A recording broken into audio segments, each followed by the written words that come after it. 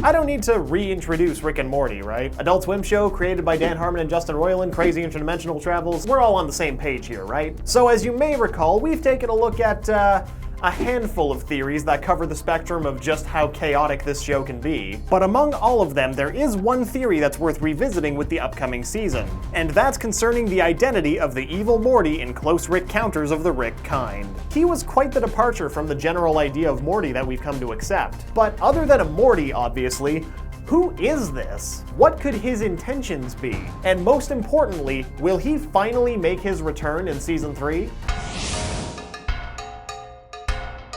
So, because this is Rick and Morty, and because a lot of details can get lost in the shuffle, let's approach this pragmatically and first establish everything that we know. And let's start with what we can infer from the one, the only, Evil Morty. Or Eye Patch Morty, as some people call him for, I don't know, some stupid reason. It's in Close Rick Counters where it's revealed that Evil Morty was actually remotely controlling Evil Rick, so we can pretty much discount Evil Rick entirely and attribute all of his words and actions to Evil Morty. However, we can also be pretty confident in saying that Evil Morty and Evil Rick probably don't share any other connection. You know, like Evil Morty being Evil Rick's Morty. How can we be so sure? There are a couple of reasons, but most prevalent is that Evil Morty appeared to view Evil Rick as just means to an end. Also, because of the blending in with the Rickless Mortys, we can be confident in saying that Evil Morty is a Rickless Morty and has been one for quite some time. Since Mortys are a virtually infinite resource to Ricks, there isn't really any reason for most Ricks to pursue a Morty for too long before giving up and reapplying for a new Morty to be assigned to them. But notice how I said most Ricks? Well, that's because there's at least one Rick that may care more about Morty than he actually lets on. And that's our hero, good ol' Rick from Dimension C-137. On second thought, good ol' is really not the descriptor I should be using for him. So we know that C-137 Rick cares a mite more about his Morty than a lot of other Ricks do, since he tears up at viewing memories of Morty in Close Rick Counters.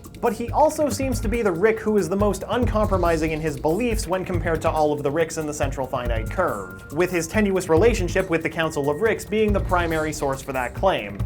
Insert clip of the Council of Ricks being destroyed by C-137 Rick here. But even at the end of Close Rick Counters, Rick doesn't grant Morty any sort of positive reinforcement as he doesn't believe Morty will gain anything from it, further illustrating just how set in his ways that Rick is, whether others like it or not. So with that preliminary information in mind, we're next going to establish what I'm going to call the Rick and Morty Relative Alignment Spectrum, or RAMRAS for short.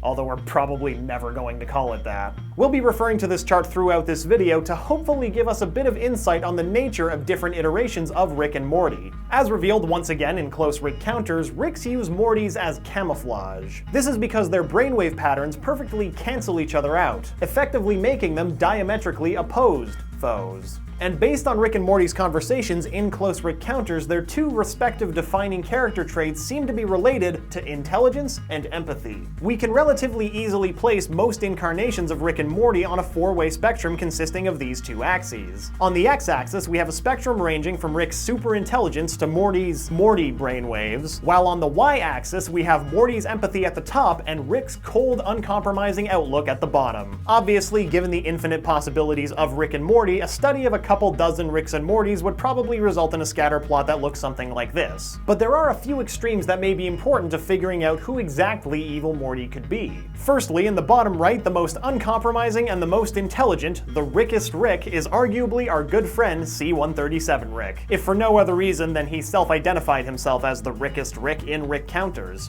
Perfect. And just as Rick says, it should go without saying that the Rickest Rick should have the Mortiest Morty. So we can place the Morty we follow through most of the show at the opposite extreme, possessing the standard Morty waves as well as displaying the most empathy of all Mortys. And just to quickly fill out the other extremes, the oddest Rick out that we've met so far would obviously be the Rick from universe J19 Zeta 7, who we'll from now on just refer to as Doofus Rick. After all, he's a total outcast from all of the other Ricks for seemingly no other reason than he's just more empathetic to other people, especially Jerry, which Like, why? No wonder he's weird. But since Doofus Rick appears to oddly still be a genius capable of interdimensional travel, he's still intelligent, which would comfortably place him in the top right corner, earning the title of the Mortiest Rick. As for our missing corner here, seems like a cold, uncompromising Morty who still possessed a Morty brainwave pattern would fit comfortably there. So are we good to assume that Evil Morty is in fact the Rickest Morty? And before we go any further, yes, I'm aware of how problematic this chart can be for a show whose core concept is about infinite parallel universes. But the show doesn't seem to concern itself much with this problem, so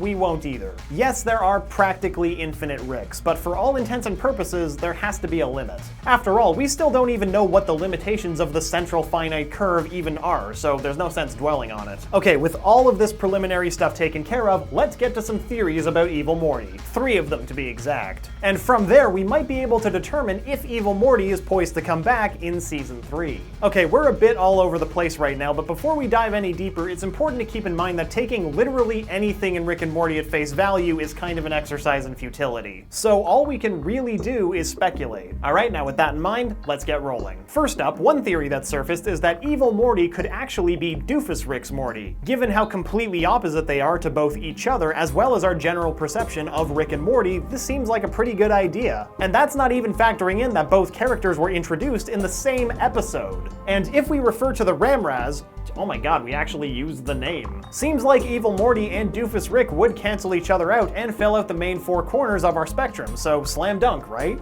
Well, no. It never is, you should know this by now. The massive problem with this is that Doofus Rick mentions to Jerry that he never had any kids. And to counter this, some fans have theorized that just as Doofus Rick is a Rick without a Morty, maybe Evil Morty is a Morty without a Rick. But that's more difficult to justify because that's not how time or genetics works. Not every Rick needs a Morty, but every Morty would probably need a Rick. I mean, unless they were a clone, in which case this theory could still work, but that's a whole other can of worms that we honestly don't have time for today. Another idea concerning Doofus Rick is that maybe he and Evil Morty were originally a normal Rick and Morty who had their consciousness swapped for some unspecified reason, most likely to hide Rick from the Council of Ricks. After all, what better Morty camouflage is there other than actually being a Morty? And as of the Rickshank Rickdemption, we know that this technology exists and can be used without any ill effects. So it's definitely an interesting idea. However, it doesn't quite explain a lot of things. Like why Evil Morty feels that he needs to kill other Ricks to gain power. Or why Doofus Rick, if he's a Morty in the body of a Rick, would decide to continue this act long after he was abandoned by Evil Morty. And that's under very little scrutiny. Given more time, there's probably a lot more threads that don't quite add up. Next up, we have the theory that regardless of who Evil Morty is, he set off on a Rick-killing rampage in order to free other Mortys of the oppression that they endure. And honestly, regardless of who Evil Morty is,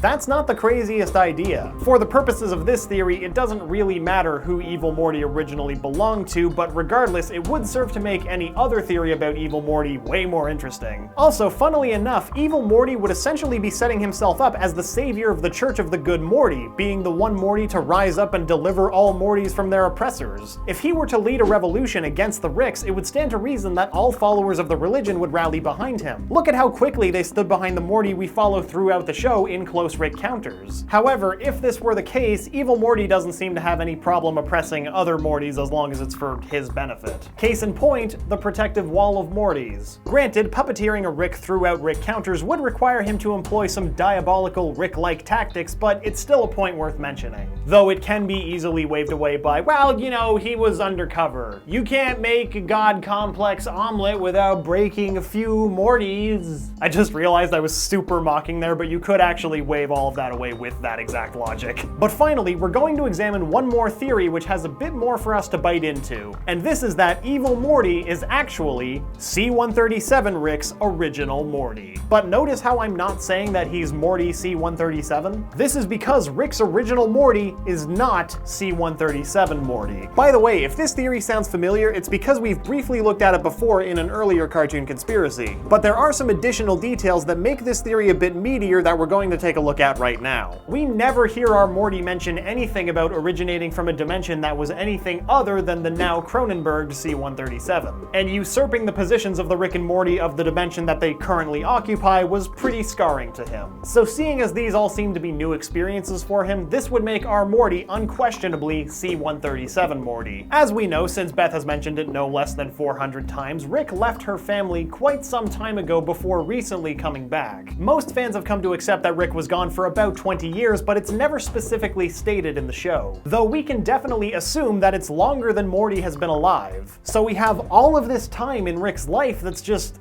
unaccounted for. So, and here's the million-dollar question, what was he doing? Actually, let's answer that question with another question. How did Evil Morty get to be so intelligent? 99.9% of all other Mortys his age are of about the same intelligence. That is to say, nowhere near Rick's ability. But Evil Morty is consistently way more clever than normal. And how else could this be accomplished unless he, at one point, spent an inordinate amount of time with a Rick who taught him from a very young age? And I forget, which Rick has very vivid memories of a young Morty again? Oh, that's right, C-137 Rick. Not to mention the photo of Rick holding a baby Morty in Bird Person's home. So let's entertain this thought just a little bit longer. Let's assume that C-137 Rick actually raised his original Morty but then screwed the kid up, causing him to then return to Dimension C-137 to raise his original Morty? Wait a minute, that doesn't make sense. Unless, of course, C-137 Rick isn't actually from Dimension C-137. By turning our thinking around, may I present to you the best possible— No, I immediately retract that. I don't want that kind of pressure. A possible explanation for the origins of Evil Morty, meticulously crafted from some evidence, assumption, and a lot of speculation. In an unknown dimension, Dimension X, our Rick, C-137 Rick, raises his original Morty to be just like himself, but goes a little too far. Over the course of several years, this young Morty is slowly corrupted and eventually desensitized to all aspects of interdimensional travel, including the disposability of Mortys themselves. This, combined with the intelligence gained, displaces this Morty from the natural order and makes him essentially equal with our Rick, and that's a situation which obviously won't end well. This Morty, now Evil Morty, inevitably turns on Rick, which results in the two parting ways under less than amicable terms. Rick flees to a dimension in which Beth's father left and died, or left and never returned, to assume the role of that universe's Rick to try all over again with a fresh new Morty. And this dimension is Dimension C-137. C-137 could be a dimension in which the original C-137 Rick had already died, leaving our Rick to take his place, like in Rick Potion number 9. Based on his actions in that episode, it seems like he's done this before. This would explain why Rick still pushes Morty to chase scientific pursuits. Rick may have screwed up with his original Morty, but he uses these mistakes to teach a new Morty more responsibly.